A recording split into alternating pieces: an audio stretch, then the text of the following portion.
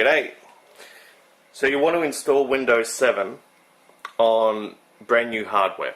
So brand new hardware, you're talking pretty much anything running DDR4. So you've got your new Intel i-series platform, or the AMD APUs, or the Ryzen chips. You're going to need a couple of things, and this is where it gets a little screwy, because if you've tried to install Windows 7 on one of these new chipsets recently, you'll notice that some things don't work.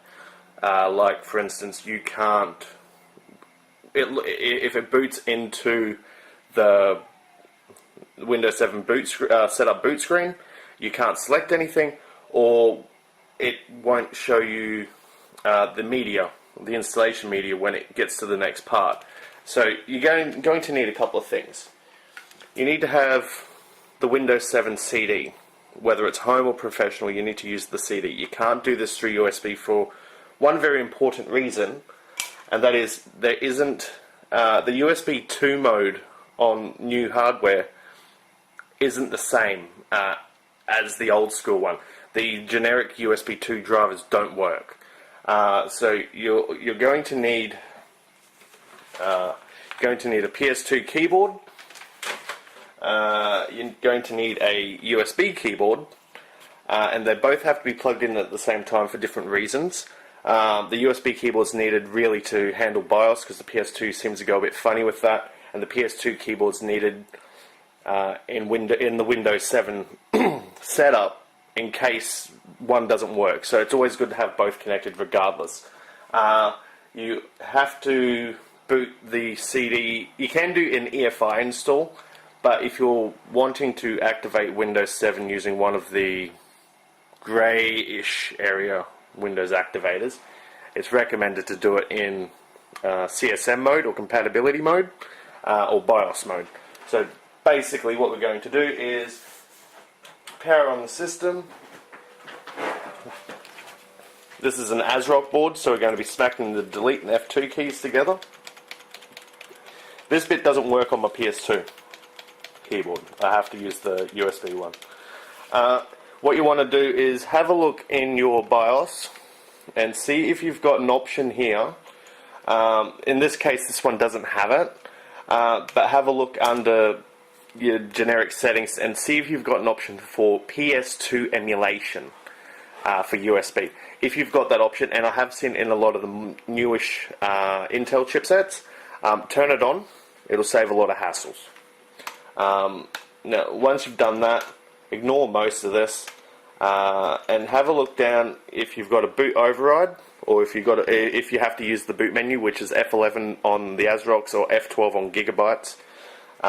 Go down to, you'll see you've got a couple of options here. You've got the DVD drive, or you've got the EFI mode DVD drive. Use the not EFI mode, and then start your setup.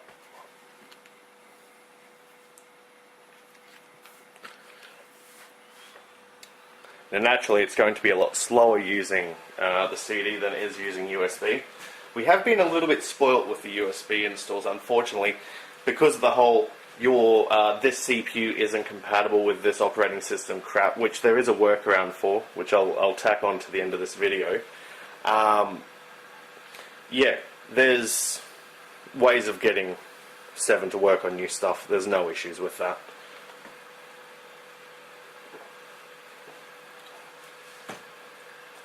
Having a drink handy is handy too. Double hand.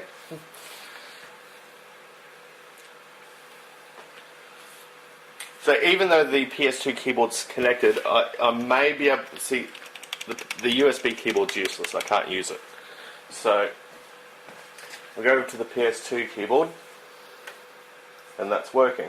So I'll set this to Australia because that's where I am. We use U's in our words, like colour, that sort of thing, and that just sets the dictionaries up. This is basically a generic Windows 7 installation at this point. It's pretty simple.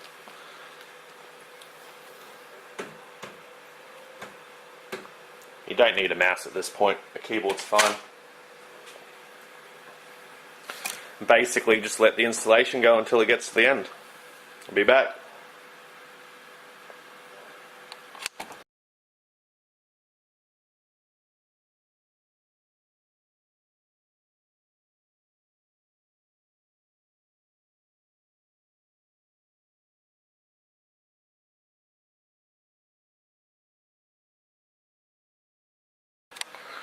Just a note to add, which I forgot to mention before, the DVD drive that you're using has to be a SATA connected drive. You can't use a USB connected drive for the same reason that you can't use the USB stick to install Windows 7. There is no driver support for it. It doesn't exist at this point. Now, as we wait for Windows to start up, get your the disk ready for your motherboard.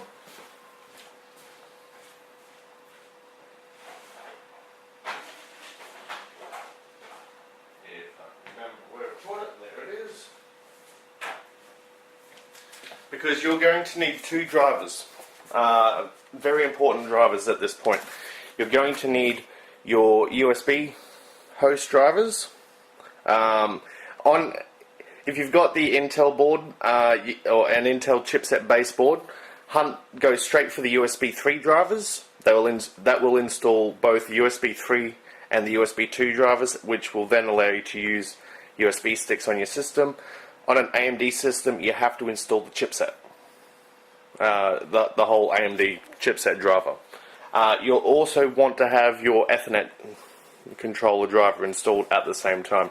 Now, if you're using a USB mouse at this point, you won't have access to it. It won't work. So you're going to be using your keyboard to get the job done. But that's easy enough because Windows can handle being controlled with a keyboard anyway. So it's a little bit interesting to use. I mean, if you get a bit stuck, you can turn on what's called mouse keys, which is an accessibility option in Windows 7 and Windows 10 as well. It's an option there. Yeah, so get your motherboard CD ready, and pop it into your drive. You can do it at this point. Give your PC a name, whatever. Now, very important. If you're planning on upgrading this from Windows 7 through to Windows 10 using a USB stick, the very next spot where it asks if you want to do updates, make sure you turn them off. If you turn any of the top two options on, the first two updates it picks up is the one that verifies that your CPU is compatible, and the other one seems to be an update that disables installing the Windows 10 upgrade directly from USB stick. I don't know how it works. All I know is that if I don't do this, it'll fail. Set your time zone, and then it'll land you into your Windows desktop. So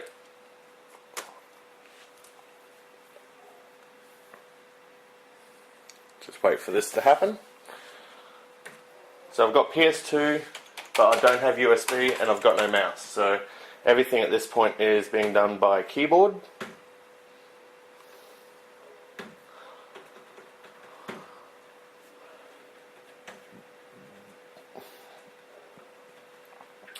Now we need to find where our drivers are.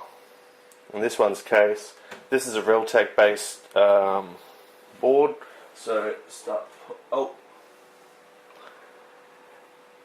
If your keyboard's got a power key, like a power button on it, snap the bastard off.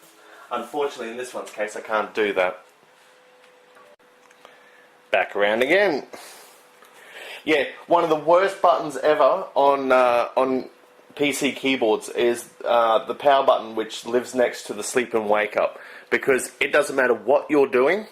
If you're in the middle of downloading a file off a web browser or something like that and you hit that key, it'll turn the computer off. It won't even ask you, are you sure you really want to do that? Stupid idea. But anyway, so start, pause, combination brings you into here. And go Device Manager, Ethernet controller. Right click if you've got the option on your keyboard, which is that little key, which is that key there. It's got a little menu thingy on it. Update driver, browse. So basically I'm just using arrows and the space bar to do this part. And drivers, LAN. Just let it go for a search. That'll get me my Ethernet driver.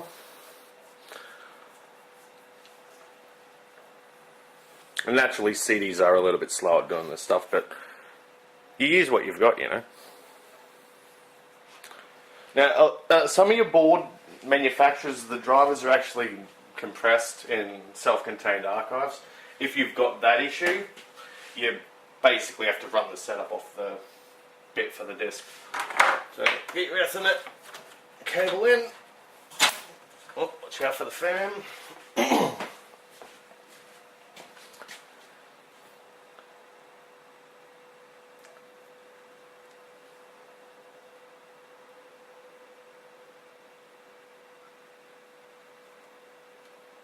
Oh, my power over Ethernet, Ethernet over power devices. One of them's gone faulty on me, which is kind of ruining my fun a little bit. Sort that out in a minute.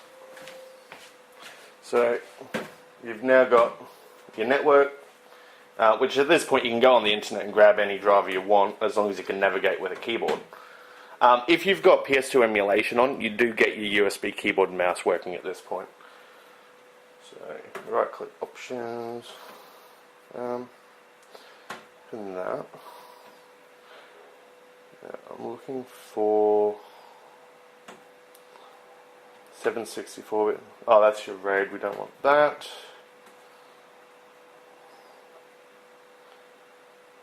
None of that's useful to us. Oh, there we go, all in one. So that's a 1 GB zip file, so I'm assuming that is our chipset. So you can run executables outside of zip files. What will happen now is it'll actually decompress that whole zip file into a temporary folder and then run the setup out of that. So now we've got to wait for the file to come out.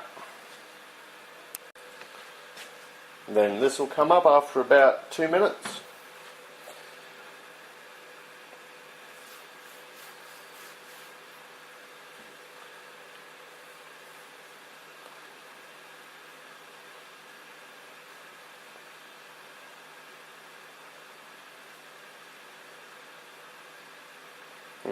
That's graphics card. I don't know if this is going to give me exactly what I want, but I've run it anyway. If you're doing the upgrade to Windows 10, you can skip installing everything except Ethernet and USB if you've got the option to do so. Because as long as you've got Ethernet, the rest of it doesn't matter. At that point you activate your Windows, whichever way you're going to do it, and then put your Windows 10 stick in, which is what I'm planning on doing with this as soon as this is done. In fact, at this point, if I could download the activator or activate in the legit method, it'd just go through and then I can run the Windows 10 install if I can get it to it off something. But because I've got it on a USB, I need the USB drivers, so it's just waiting now. Alright, so that's that part done. I'm going to close out.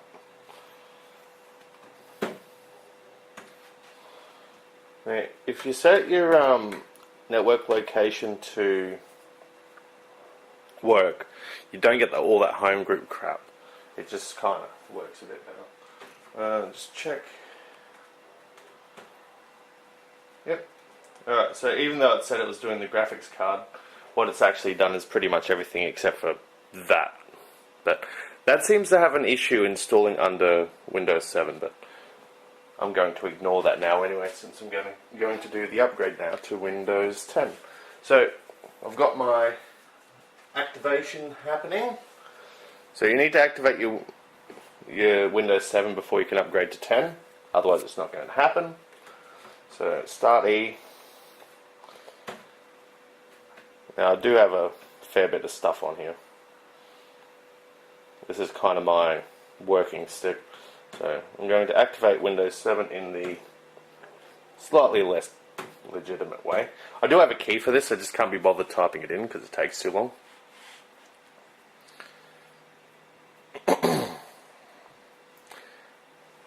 And install.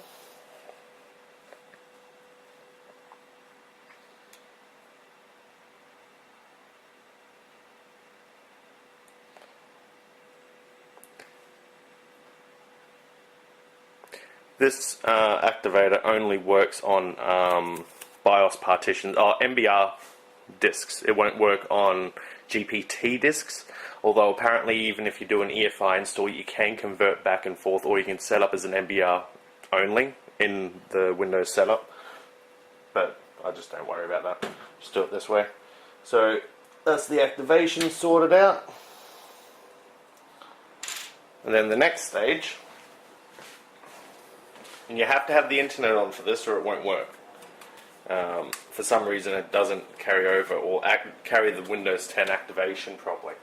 So wait for that to start up. Now this has got an SSD in it, so it does make things a little bit quicker.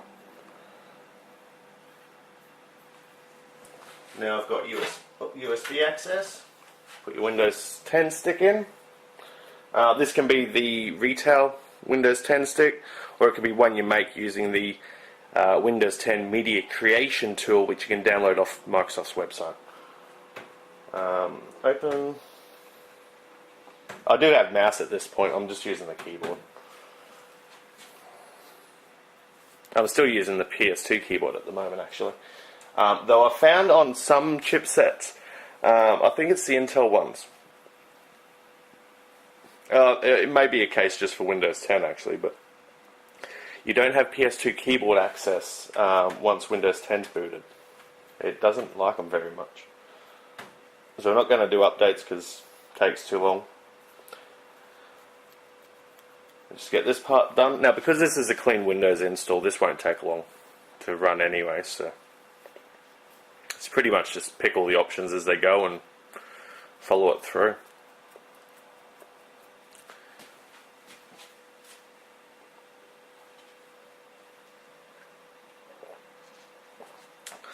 Not too bad. Nearly time for another drink. Yep. You use tab and space to get around and pick your buttons.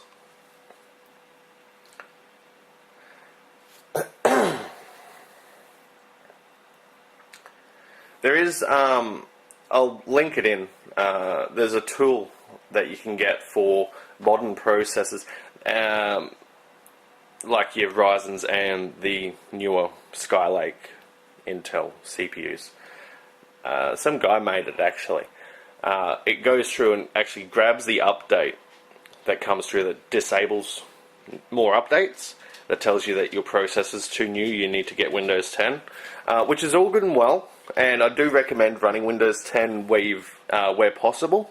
It just seems a lot more secure because it's handled a lot, it's more updated, and you do get new versions of Windows 10 as they're released as well. However, if you're running a system that still requires that you do run Windows 7, usually because you've got some sort of weird finance application or a custom database or something like that that's been made up for you, either go with the AMD system and use one of the A series APUs, because they're still based on the older architecture, or use the mod. But I'd probably recommend using one of the APUs for it, because at least you can go brand new boards, brand new CPUs, brand new RAM, so current generation stuff, and it's not going to leave you looking for old hardware which is either dying or you're not going to be able to get replacements for. Now, because this is running the same platform that the Ryzen chips use, it's not going away anywhere soon. So, you know, 2-3 years from now, you should still be able to buy replacement boards for this brand new. And it'll just be a case of, well, Windows 10 doesn't care, it'll just work. But Windows 7, it'll be a case of just going through the process and setting up your drivers for your USB and stuff again. So, you know, keep a PS2 keyboard handy. Keeps you out of trouble. So yeah, pretty much let this run through and she should be done soon.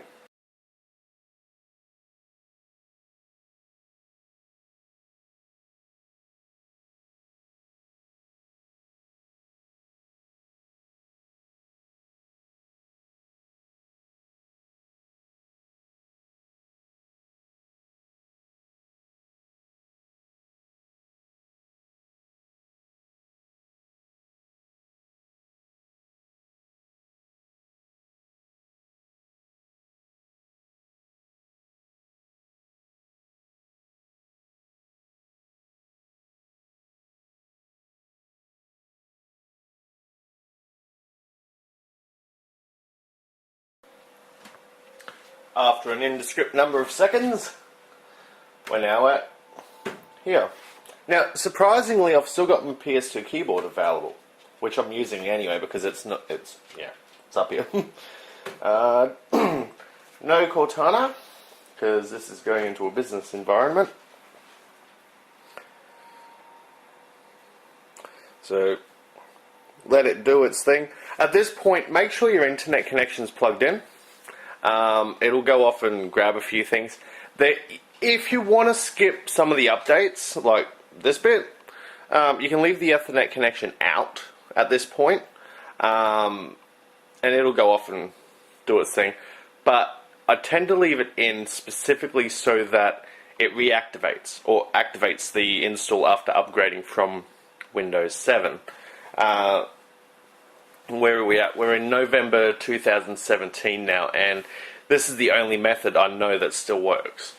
The bit with the Windows 7 updates, setting it so that it asks you later about it, that only came into reasoning or requirement about probably 4 weeks ago. I noticed that my USB stick stopped working, and I had to use the assistive technologies upgrade method, which meant downloading it off the internet, which for some reason has gotten painfully slow lately. You can still do it, but even on a 25 megabit or a 100 megabit connection, it can still take 3-4 hours to do the download for that, where previously it would only take 20-30 minutes or something like that on some of the older machines.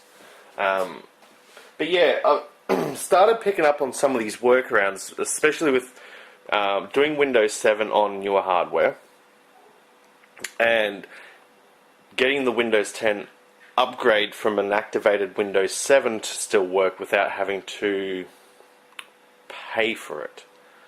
I've said in a previous video about this, Microsoft make more money out of you running Windows 10 because of its analytics and its Windows Store and all that sort of thing than they do with you running on Windows 7.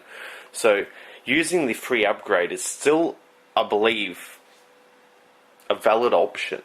I mean, technically it breaks their licensing terms and that sort of thing, but, you know, bugger it. This is replacing another machine which had done the free upgrade where the board had actually failed. So once it's actually done this full upgrade and it's activated, I'm not going to worry about the drivers because it's actually going to be imaged from the existing hard disk. So it's kind of a way to do that. The previous one wasn't set up on a Microsoft account, so I can't carry over the activation using the troubleshooting method in my PC won't activate option thing, which is in start pause here. So that's actually, I might have to zoom in because it is a bit bright. See, that says it's activated there. If you can't activate, you'll get an option over here to go through the process and type in your Microsoft account if you've already had it associated previously, and it'll actually activate that way without worrying you too much. Now let's see, while we're here, what drivers it's done. Now Windows 10 is brilliant in a couple of ways.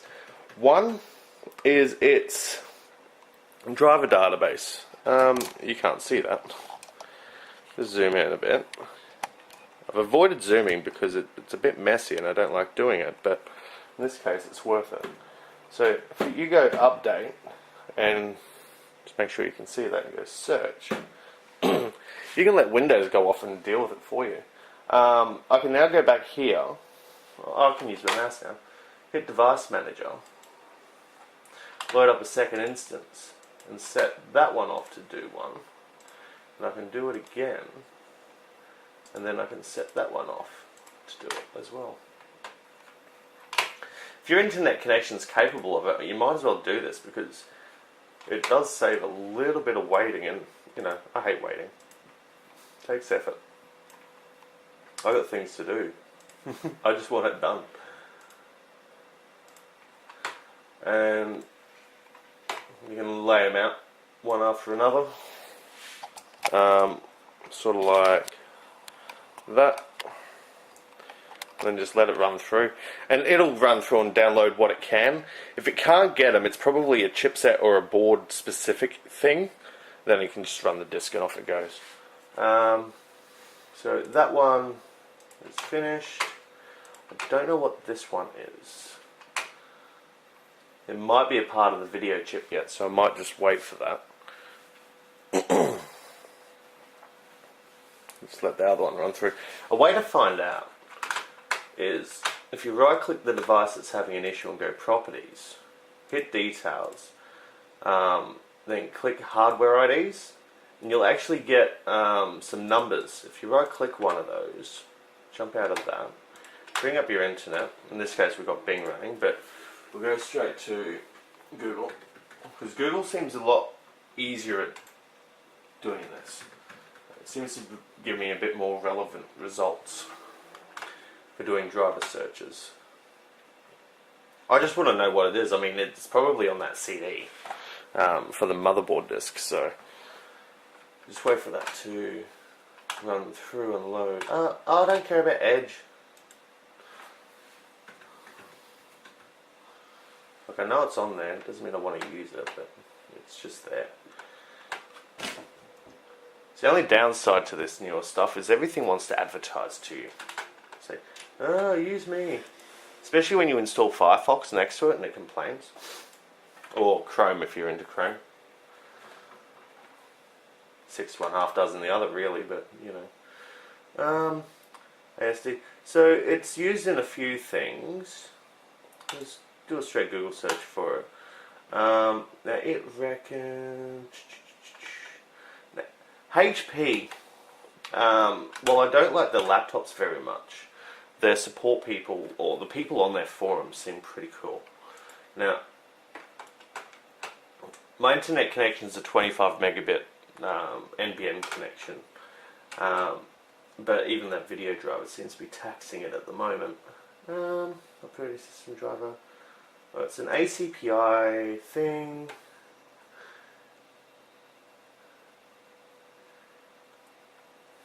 Oh, looks like there's a previous post regarding it. I dare say it's a part of the chipset. What I'd do at this point is probably run the board disk. Since you've got the CD drive there anyway, you might as well use it. Blah blah blah blah blah. Aha, there's a service pack for it. Why is that drive cut? That's got nothing to do with what we're doing. Anyway, I think what we might do, since I still reckon we should wait for that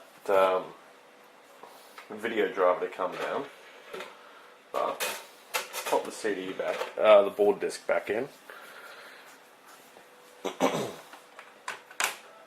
and then just run through it. But yeah, Windows 10, their database is pretty good for drivers. You can actually, if you get a lot of the, geez, you really can't see that, can you? Yeah, You get a lot of those yellow triangle ones, these ones here. I find if you right click and go update and then search online, like do it automatically, Windows 10's driver database is pretty good. I find with a lot of the work I do that on most systems I could probably get 90% of the drivers. There's usually one or two. In HP and Toshiba's case, there's usually the drive guard stuff, which is you move your laptop and it protects it. Sony is generally, you don't get a lot of it now because Sony don't sell their laptops anymore. But their Vio range, there's usually one or two of theirs that don't seem to update. And the ATK100 driver for most Asus boards and laptops, you also have to go and hunt down manually, which I think is stupid since it's been out forever. But yeah, it's just stupid little things like that. But as far as this, apart from that driver, which I'm not concerned about because this, as I said, this board's getting an image from another system, so I'm going to have to do most of this again anyway. All I care about is the fact that it's now activated and it has a digital license. So, pretty much that's all done at this point. But that really is the process. If you wanted to leave it on Windows 7, you could. That's what I was going to show. The way to find this thing. I'll see if I can get this camera in a little bit better spot for you. You'll have to bear with me. I might have to do a screen grab of this later on anyway. But if you go to Google and type in Windows 7 you can do this for Windows 8 as well, because 8 and 8.1 also aren't supported on modern hardware. It's completely stupid. Because there's nothing physically wrong with the processors. They all work. It's just they don't want you using it. It's not that it's unsupported. It's just they're saying, yeah, nah, go away. Buy Windows 10, you assholes. Don't be a tight ass, pretty much. So, but yeah, you just type that in. And there's a, I don't know if you can see that, but there's a GitHub thingy. That's a technical term. And this is it. But yeah, there's a guy that actually made this, and I reckon, yeah, it's the Kabylakes and the Kabylake, maybe the Skylakes, but the Kabylakes and the Ryzens that don't support Windows 7 and Windows 8.1. But there is this WUFUC _setup is what you're looking for. Download that, install it, and it'll replace the bits and pieces that Windows 7 puts in that stops it from working. And then all your updates work again. It's just a little patch. But yeah, it basically proves that the only reason they're doing it is so that they can make money out of you. Not because they have to. I mean, there's nothing physically wrong with the hardware. It's just they don't want you using 7 or whatnot anymore. It's basically a forced upgrade, where under Windows, they don't want a repeat of Windows XP, which, as some of you might know and some of you don't know, it was released in somewhere around 2001, 2002. I remember having the beta on my system around the time of the September 11th thing. I don't know why I remember it like that. It's just the timing. But it came out about 6 months after that. So that puts it into early 2002. And pretty much they only managed to kill it off, was it 2 or 3 years ago? So that's 15 years for an OS to be an active deployment, which, by the way, there is a modification around that allows you to keep getting updates for XP if you're going to use it on the internet, if you're a sadist. It's not, they don't want a repeat of it because, for the same reason you don't want to be using XP on the internet now, it's unsafe. Because XP natively runs your account as an administrator account, It takes nothing to get infected. I mean, it's fine if you're going to use it for stupid things like, you know, downloading ROMs and stuff for emulators and things like that and playing old games and stuff. But if you're going to be using XP or something like that in a production environment, especially if you're doing things like internet banking and stuff on it, you're mad. You're just plain out mad. And you shouldn't be doing it. It's just a stupid idea. But, yeah, they don't want a repeat of that. While Windows 7 is a brilliant OS in itself, because it's now been surpassed by now 3 OSs. See, 8 and 8.1 are separate operating systems, and then Windows 10. So it's now the fourth oldest OS. The fourth oldest? No, fourth newest. Yeah, it's that far back now that they just don't care. They'll do basic maintenance. I mean, it's already on extended life support now anyway, and full support dies in 2020, and if they can get away with it, they'll probably kill it off sooner, which I think's why they discontinued support in the Kabylake and the Ryzen chips. They just don't want people using it. They're hoping that natural attrition of computer hardware means it'll disappear faster. I think that's part of it. But this little fix here just helps you get around that for a bit. You know, there's always reasons why people have to run stuff, and you know, so be it. I mean, 32-bit 7 is compatible with old 16-bit programs. Even I mean, you could chuck the Minesweeper, Solitaire, and even the Clock app from Windows 3.11 onto Windows 7 32-bit, and it'll run without any issues. But you know, it's just stuff like that. I mean, it's basically supporting. You use it because you have to, not because you want to. If you're running newer stuff, newer hardware, newer software, you'd be on Windows 10 regardless. It generally is a much better OS. It's a lot better at dealing with lower spec hardware, even in 32-bit mode. You know, you'd put 4 gig of RAM into a modern system, it'll give you your 3 gig out of that, and the rest of it siphoned off. But you know, there's always reasons for things.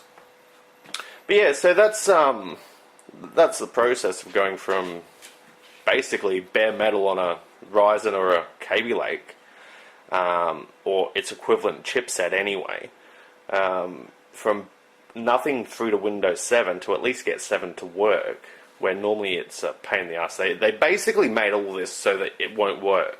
It just so happens that there's still workarounds, and board manufacturers aren't stupid. They still leave the PS2 port on the board, which, I mean, a lot of people are going to be going, why is the PS2 port still there in what is predominantly a legacy-free motherboard? It's purely because it's needed for doing the Windows 7 installs. Or for running older operating systems. It has to be there because even the USB 2 ports on these aren't 100% USB 2 native. So you can't use the native USB 2 drivers for it. So yeah, it's just how you do things now. So you've got to keep a stockpile of PS2 keyboards, at least a couple, and you need to keep a couple of DVD drives handy that plug in through SATA. And then you're fine. It all works. So, you know, they can try and stop it, but there's always ways around it. And this is pretty much the method to do it. Anyway, that's it for this video. Hope you get something out of this, even if it's just something to listen to or whatever. I don't care. But yeah, a bit down on the second drink after that. So basically, it's a 7 to 10 upgrade on bare metal in 2 drinks. Not too bad, not too bad. Alright, see yous.